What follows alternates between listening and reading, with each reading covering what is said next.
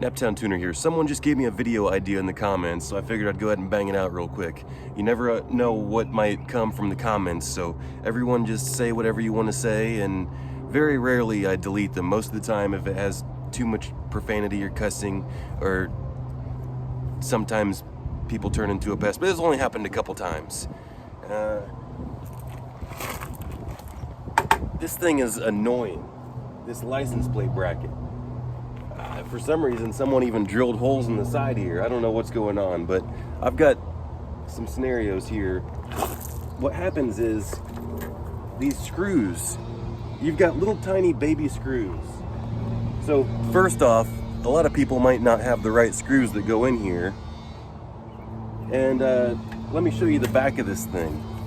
You see, they're just popped in here, and there's a little keeper nut inside. So these look pretty rusty and crusty.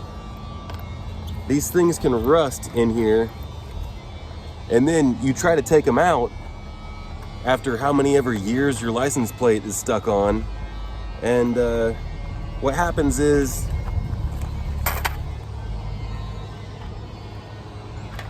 this right here. See that massive hole? So the whole keeper just spins, and you try to get it loose with your screwdriver, and then maybe some people might take vice grips or something, and you're not going to get the screw loose. You might as well just cut it off. Now, I'm not necessarily going to show every little thing. I could go all kinds of different ways with this video, just like most of my videos. Yeah, you could just sit there and spin it out and mess everything up, but you notice here, I've got a couple different styles of these license plate anchors. So if you don't completely destroy your license plate bracket, well, first off, let me say this is put on by double stick tape. So let me see if I could just get this one off real quick and show you, which I don't really want to, I don't need to. This one's perfectly fine, but so I all you do is you take these screws out right here, right? These T25 screws.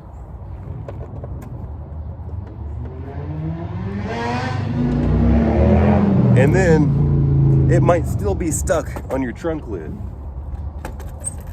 Now this one, the tape was pretty much gone on it. You don't necessarily need to put the double stick tape back on it. You can if you want. I don't care if you do. It might, you know, help with vibration and stuff like that, but there's enough double stick tape still left on there, so I'm not worried about vibration. These two screws are gonna hold it on just fine. Now you can't flip it upside down. Let's say you have good ones like here. If you flip it upside down, it's not gonna fit. So it only fits one way.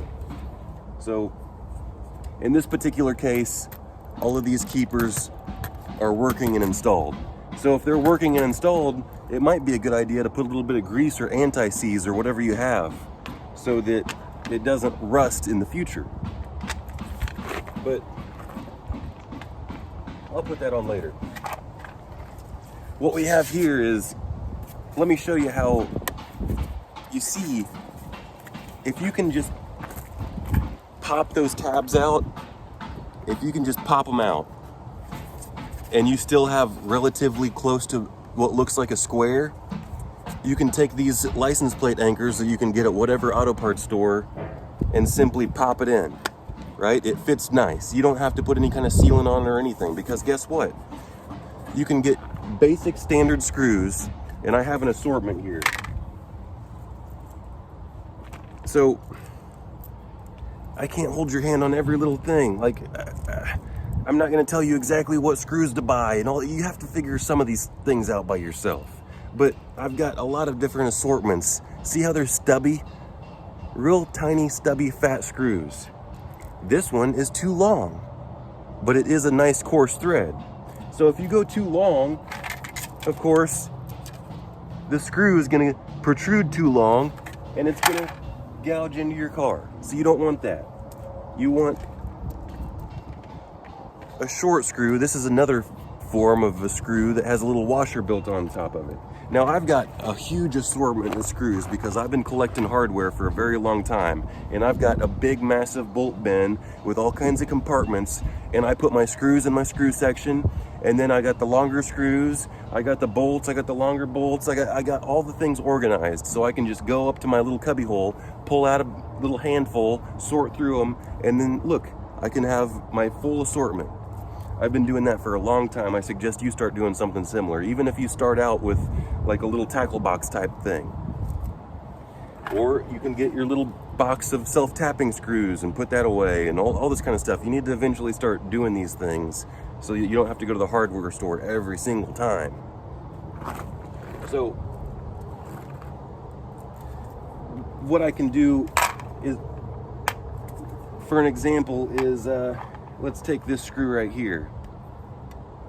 We start to put it in there, and it's going to expand this anchor. You see how there's a little indentation where it fits, and then you got the anchor spot? So you start to screw it in, and as you screw it in, it expands the anchor, and it fits even better. So it doesn't matter if you pop it in and it's just a little bit loose. Now, if I try to put this anchor in this spot, it is a little bit too loose. It falls right back out. So if I put the screw in, it's not going to expand enough. There's not enough to expand out on. Especially this one. That one just really falls out. That's a massive hole. I can put my pinky through it. Not so much on that one. But anyway, I'm going to show you how to fix these as well. So try not to get to that point, but maybe a previous owner wallered it way out, and you only have 2 spots to screw it on. Maybe you did it. Whatever, we don't need to sit here and point blame. That's another thing, another story.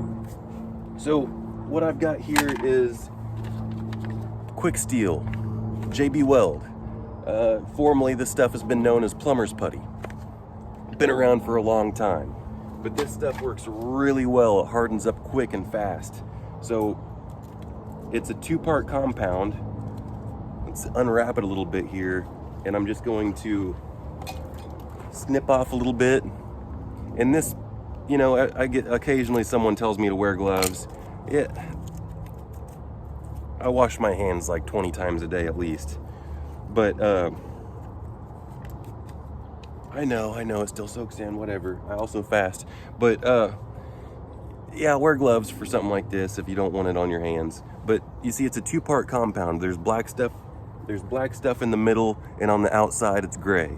So you just take it like this and you just work it in. You work it in until it's a consistent color. And it might not be a bad idea to take a little bit of sandpaper or scuff it up a little bit. You know, you just give something a little bit of abrasive action there for the plumber's putty or the stick weld or whatever you want to call it to stick. You don't have to get JB Weld, but they're the best when it comes to this kind of stuff. So keep on mixing. It takes about, I don't know, a minute and a half or something to get it all. Just make sure that it's the complete consistent color. And then, what's it say? Easy to use, works on multiple surfaces, steel, iron and stainless steel, copper and brass, aluminum and bronze, great for automotive and machine parts, fuel tanks, exhaust systems, plumbing, stripped threads, damaged, rust damage, household repairs. The stuff sets up in how long is what I was trying to see? 15 minutes. No, that's first aid. Where does it say how long it sets up? 3 to 5 minutes. There we go. And it fully cures in 60 minutes. But really, we only need that first 15 minutes.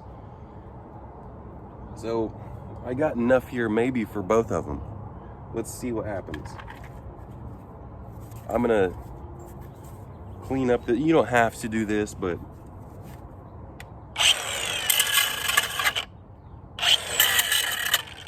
and I can't get that top part. You could get a little bit of sandpaper in there. You could scratch a little bit, whatever. But I'm simply gonna I'm just gonna use that whole lump right there. I'm simply just gonna spread the JB Weld right here.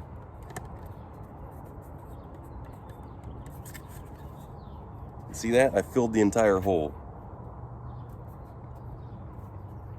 Now, what you could do, this might be a little bit more complicated, is you could just let that set up, and then you could take your drill bits with your appropriate drill.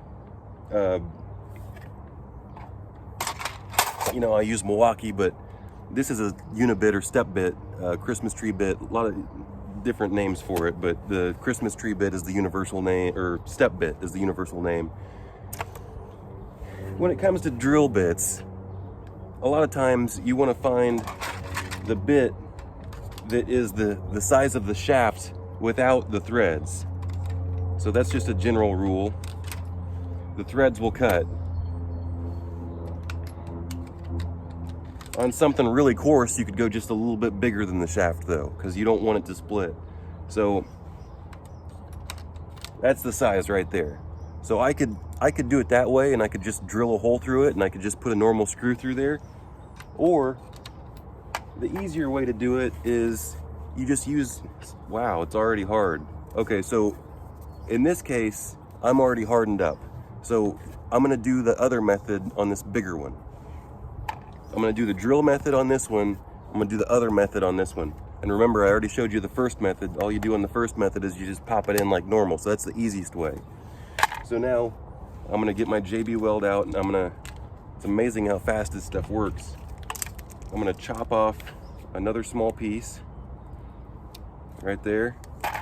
And you wanna keep that wrapper handy, and you wanna wrap it back up, and you wanna put it back in the tube because it can get crusty. And see how well I cut that too with my clippers? You get a real good even cut. So, and this stuff costs like $6 or something. Really worth it to have it on the shelf. So I should be mixing this stuff already. Where did I put it? I'm gonna have to edit the video now. Here it is. So let's mix this up to get it good and amalgamated. And then I'm gonna let it set up while I do the other drilling procedure. And while I'm mixing this up, let me talk about these screws. So you can get these from your local dealership, VW, Audi, or you can just go match up your threads. I don't know what these threads are off the top of my head. You can take one of these, if you have one of these screws, if you go to the hardware store, they have a little thread checker. You should probably even have your own thread checker. So, I mean, like I said, I could hold your hand and tell you what exactly to buy, but you need to figure some stuff out yourself. I mean, if I feel kind enough, I might tell them in the comments if enough people ask. But we got this JB Weld all mixed up, and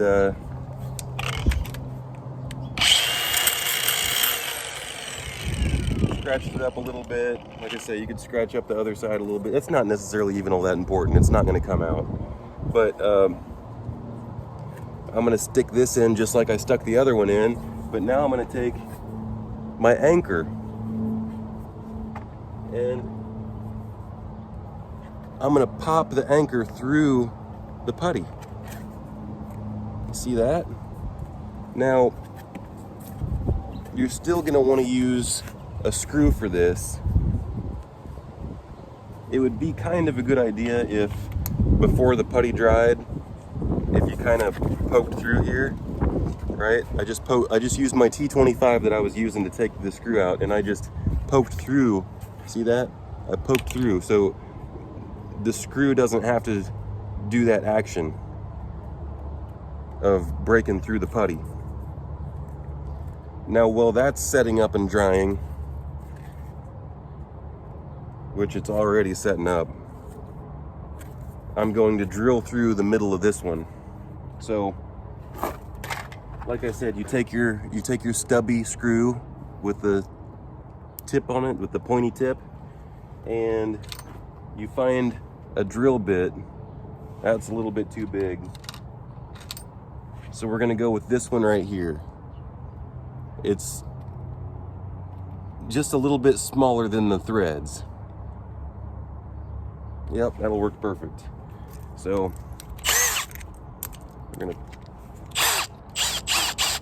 toss our drill bit in there and make sure your fingers aren't where they need to be for the drill to drill through them. I mean, that's common sense, but I mean, look at this. Look at this. Where did the JB Weld go? Look at how good the JB Weld is. It comes off like you're drilling metal. It's a miracle. It's a miracle glue, or compound, or whatever you want to call it. So really, preferably, you're gonna let it set up longer because it's gonna be harder, but it's hard enough. So stick your screw in there, start it, and then look at that. But this is probably my least favorite method, right? My favorite method is just popping it in, and my second favorite method is popping in one of these keepers. But if you wanted to do it this way, you don't have to go buy these things. That's why I showed you all three methods. So that is how to repair your license plate bracket. If you learned something, please subscribe, please comment, please like, and I think I'm also going to start 1 or 2 more YouTube channels because, for instance, this is Audi stuff, but this video could go viral, you know, who knows? Whatever, not really viral, but I could make a video specifically about JB Weld and all the applications, but most of my people that are watching Audi stuff wouldn't necessarily want it. So can you imagine how many things I can make videos on? I'm an absolute rig master. I work on stuff all day, every day. I got all kinds of little tiny tidbits of knowledge like this. So you could watch my other channels and I could go off the rails and talk about all kinds of different things. So if you think that's a good idea, tell me in the comments. Just say, yes, I would subscribe or something like that. Just an easy comment. So until next time, Naptown Tuner.